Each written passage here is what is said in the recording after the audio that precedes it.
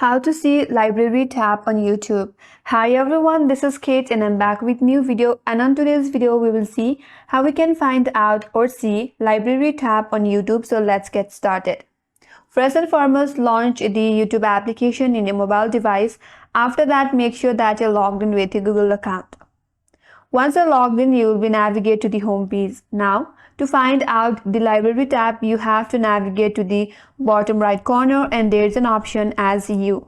Here, before the YouTube update, it used to be library, but after the latest update, the library option is now removed with your profile icon that says you. So to get to library tab, all you have to do is tap on your profile icon from the bottom right corner. That's basically gonna take you to your library tab. So under your library tab, you will be able to find all your watch history on YouTube, your playlist on YouTube, and your downloads, the video that you have downloaded on YouTube from here. And if you want to find out your videos, you can also do that from the library tab by tapping on the your videos option. And there are many more options as your movies, get YouTube premium, time watch, help, and feedback.